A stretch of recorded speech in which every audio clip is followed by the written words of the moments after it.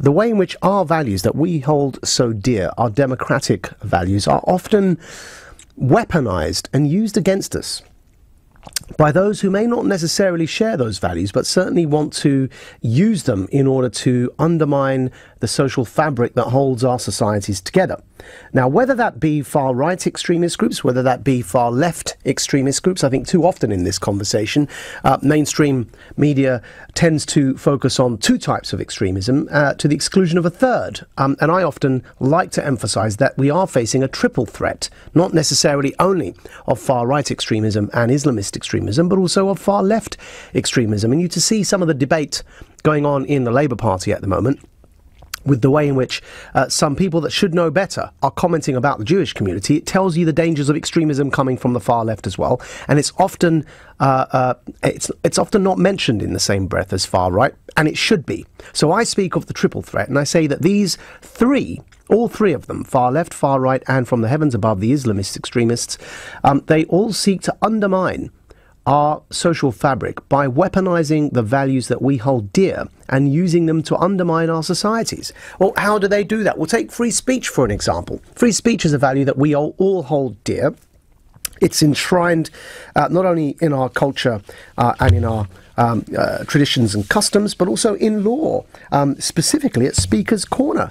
There's in fact a very specific law that protects free speech at Speaker's Corner, but just like all of our other values, Speaker's Corner, which has come to symbolise free speech in our country, is itself being abused by extremists who are using it more and more so actually as a location from where they are galvanising their followers, preaching their particular doctrines and broadcasting them through online videos. Now again, whether that be the far right, the far left or the Islamists, that Speaker's Corner is now becoming a subject of concern, not just for the Trust, that is a charity that represents some of the interests of Speaker's Corner, and indeed they've spoken out, but also the police.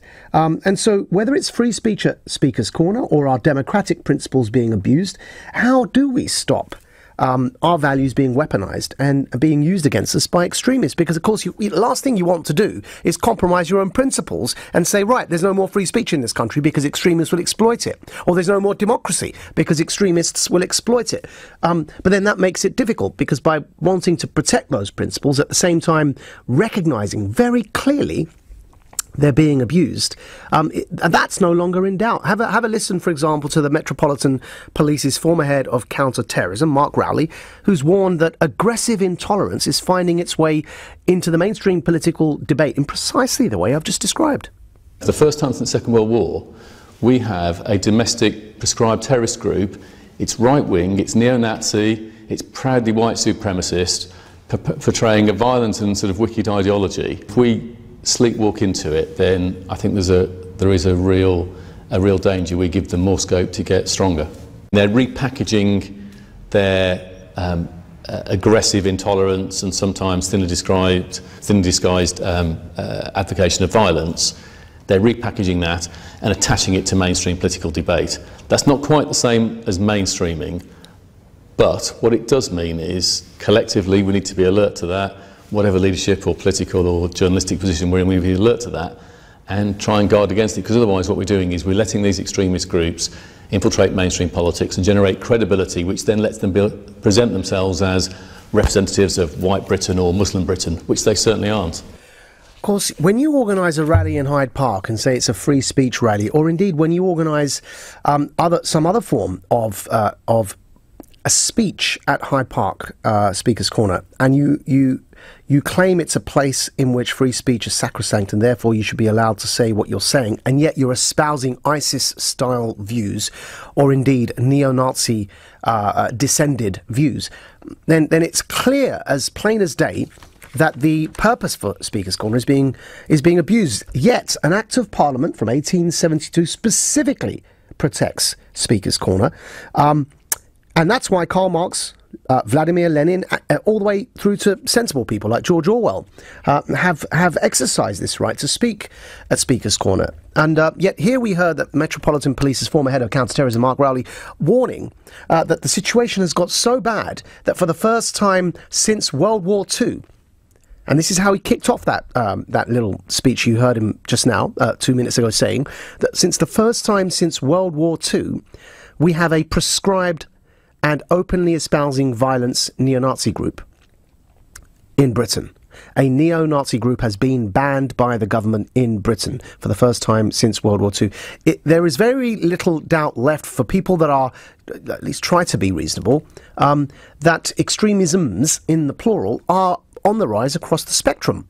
And the way that they feed into each other is also fascinating to me, because they rely on each other to feed each other's narratives. If you look to the origins of originally when the EDL was founded in Luton, it came off the back of their disgust at what was happening at the Wootton Bassett marches, where our troops were coming back from abroad, and Al Muhajirun, a now banned terrorist organisation led by the now incarcerated under our terrorism laws Anjem Choudary, were protesting and spitting at our returning soldiers. And so one type of anger led to another type of anger.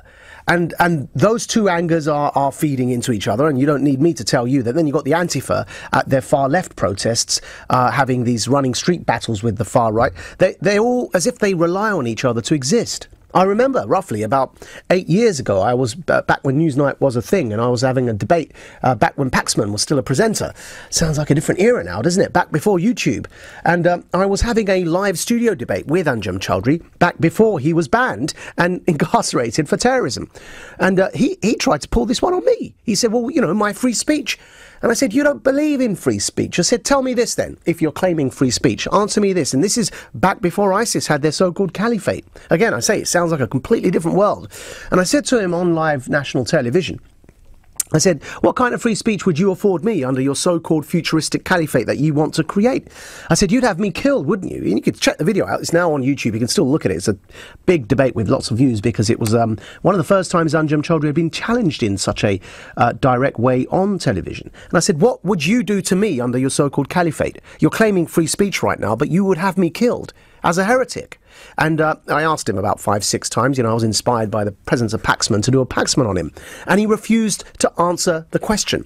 And therein lies my point. And that is that people who are extremists abuse and weaponize our values, whether that be free speech or the democratic process, or indeed our meritocratic society, by infiltrating the various institutions of our country. And they seek to alter our course by abusing those values. How can we stop it is the main question. Mark Rowley said we've just got to be vigilant of it. I definitely agree. I will add one more thing. One way to not stop it is by erasing our own values. I think actually then we're doing precisely what they want.